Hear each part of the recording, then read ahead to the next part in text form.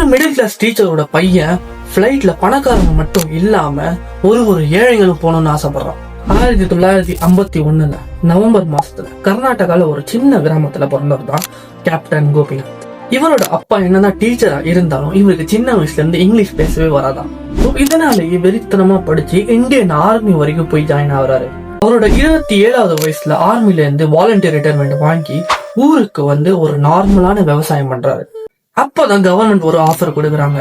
இங்க flight tickets ஹையா இருக்கிறதுக்கு ஒரே ஒரு ரீசன் என்னன்னா, இங்க நிறைய பிளைட் கம்பெனிஸ் இல்லாததான் அந்த ரீசன். இங்க நிறைய பிளைட் கம்பெனிஸ் இருந்தா இங்க ஆட்டோமேட்டிக்கா காம்படிஷன் வரும். காம்படிஷன் வந்தா பிளைட்டோட டிக்கெட்ஸ் கம்மியாகும் சொல்லி கவர்மெண்ட் சைட்ல இருந்து இந்த ஒரு ரீசனை கொடுக்குறாங்க.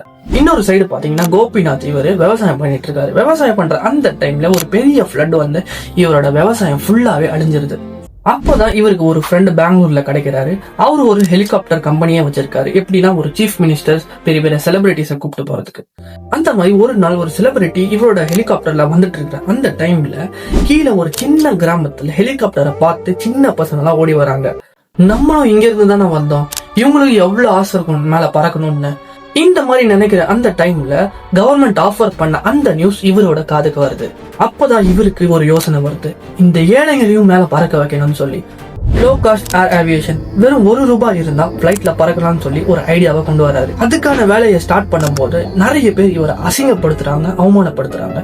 விவசாயம் பண்ற உனக்குலாம் இந்த பிசினஸ் தேவையான்னு சொல்லி ரொம்ப கீழ்த்தனமா பேசுறாங்க. இதெல்லாம் கொஞ்சம் கூட காதுல வாங்காம சின்ன சின்ன கிராமத்துக்கும் பிளைட்டை விட்டு 2003 அப்போ டெக்கன் ஏர்லைன்ஸ் முதல் பிளைட்லயே நிறைய பேசஞ்சர்ஸ் கூட்டிட்டு வராங்க.